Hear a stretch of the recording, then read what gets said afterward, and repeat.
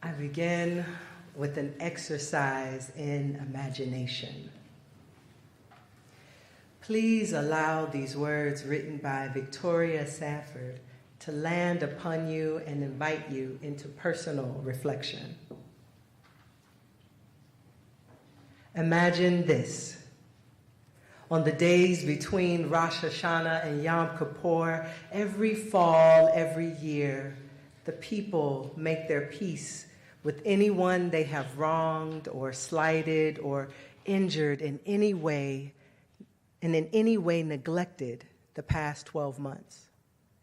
The task is not to patch things up, smooth things over, reach a compromise, or sweep mistakes and uneasy memories under the rug.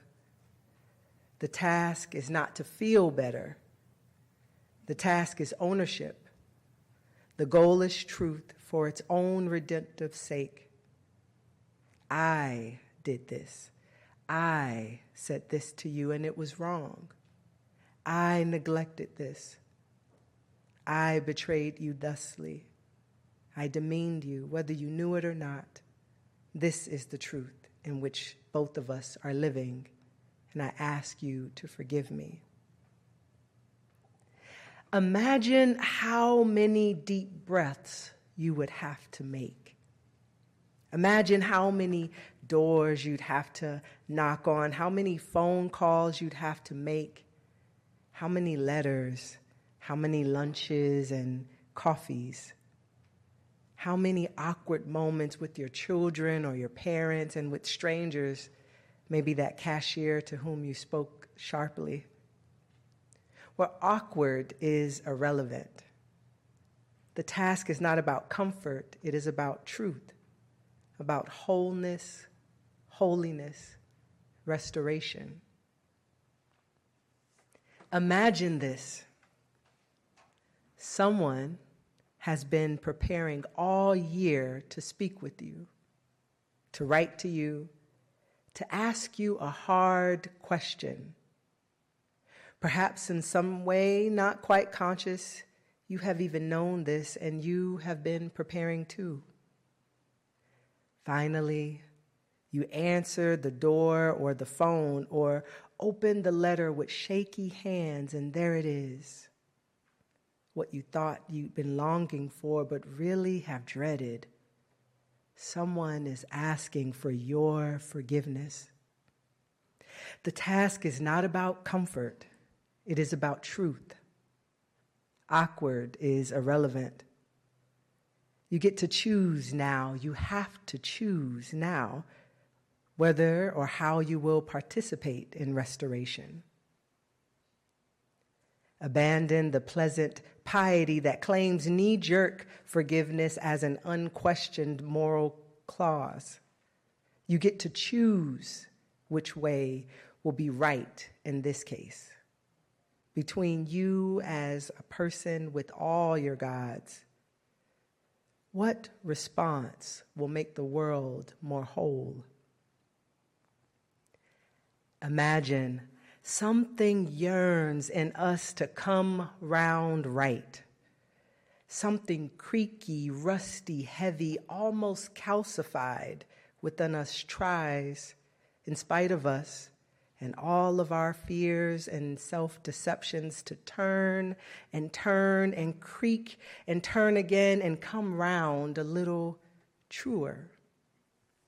Something in us stretches towards conversion.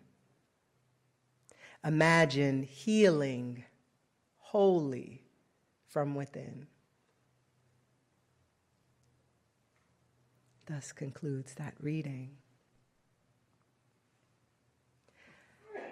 While preparing for this service and reflecting on a time when the healing of forgiveness didn't come wholly from within, I was reminded of one of my first patient visits as a student chaplain still in seminary.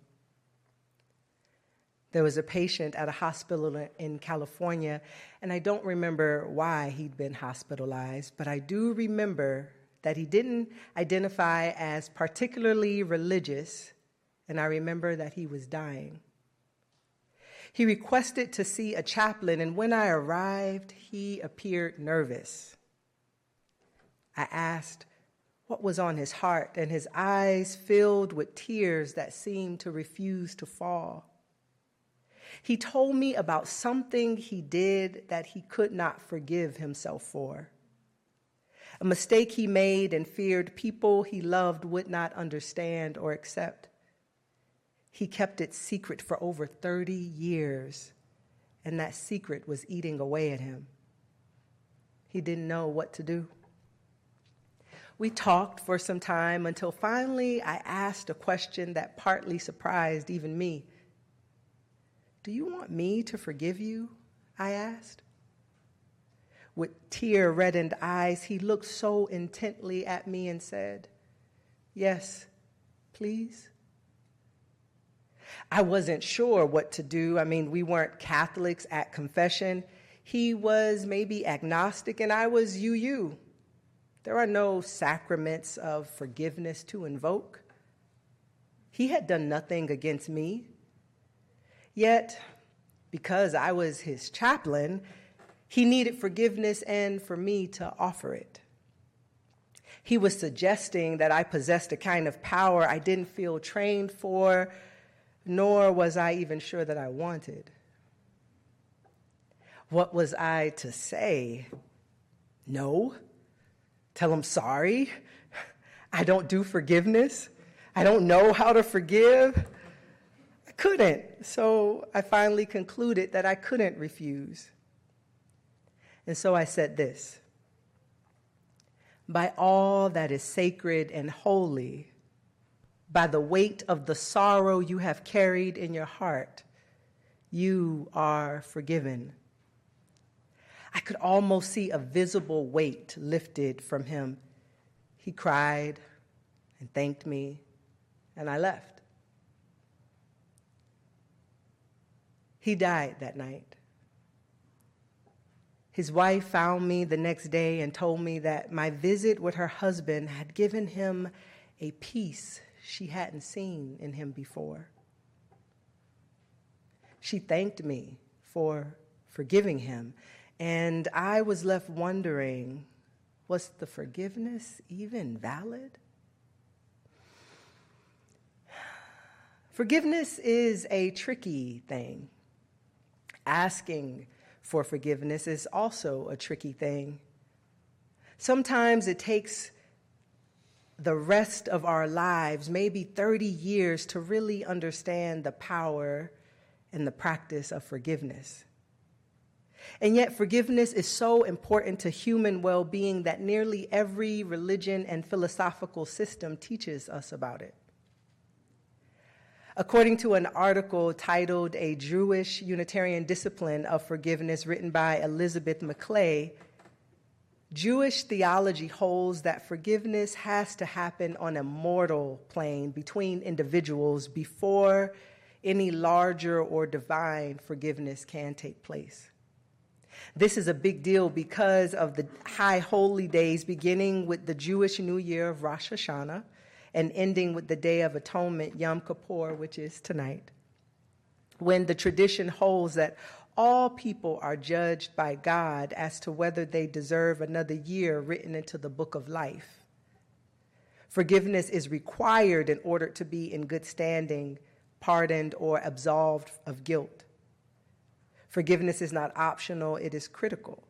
Your life literally depends on it, and not surprisingly, this means that there's a lot in Jewish tradition about the practice of forgiveness. But here's the crucial part of that, Reverend Elizabeth writes: the wrongdoer must take certain steps with the actual person they hurt. It's not enough to process it in oneself, resolve to make it up in ways we think make sense, or even talk it over with a therapist or a chaplain. In Judaism, no absolution can take place unless the admission and atonement happen with the person who suffered the wrong. The human dimension of this model is so critical that ultimate forgiveness, the kind that gets people written into a book of life for another year, every Jewish New Year, can't even begin to happen until we made things right on the mortal plane with the person we've hurt. This is true no matter what in Judaism, no matter how much one goes to worship services or prays privately, no matter how many good deeds are done to atone or outweigh the wrong, there's no access to a larger forgiveness, end quote. For me, this is where balance comes in. Unlike Judaism or other faiths, Unitarian Universalists are not bound by a doctrine of atonement. Forgiveness is a gift and is not required in order to be in good standing, although it is desired. There's no spiritual or religious litmus test that we need to pass to belong here, no oath we need to take or pledge we need to make.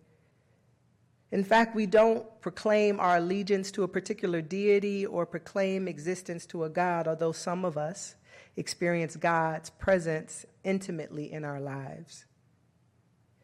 UUs don't have an equivalent spiritual practice of atonement. Perhaps it's because our universalist roots teach us that God is a loving being like a gracious parent, and we know parents are pretty much ready and willing to forgive their children's transgressions, even when true repentance is lacking. I mean, I'm a new parent, so I find that to be true thus far. Or maybe it's our Unitarian heritage, which tells us that we are inherently good and worthy people just as we are, which brings to mind that quote by the minister Thomas Starr King: Universalists believe God is too good to damn them, and Unitarians believe they're too good to be damned. But so with this idea in mind, I would wonder what holds this community together, what keeps us covenanting and repenting between us. And it is simply this: our commitment to being together, to staying together. To use a theological term, it's our covenants, our promises that we make to each other and perhaps to the God of our understanding. Those covenants, those promises, those commitments are expressed in a variety of ways. They're expressed as promises in our 8 principles, where we covenant to affirm and promote values of our faith. But in light of this season of the high holy days, I want us to consider making a promise of forgiveness to each other. A promise to be a community where reconciliation is possible and even, dare I say, expected. Unlike many of our other interactions and relationships outside of church, where reconciliation is optional and forgiveness is never a given, we can commit both to doing the hard work of reconciliation and to offering the grace of forgiveness to each other. You know, there's a hymn that we sing, "Come, come, whoever you are." And when we sing it, it can sound like it's a song about hospitality and acceptance of difference. But did you know that the words are taken from a Rumi poem the words are taken from a Rumi poem, and that in the poem there are some important words that precede that opening line. It says, "Though you have broken your vows 1,000 times, come, come, whoever you are." This is a hymn about reconciliation and forgiveness to ourselves and to each other.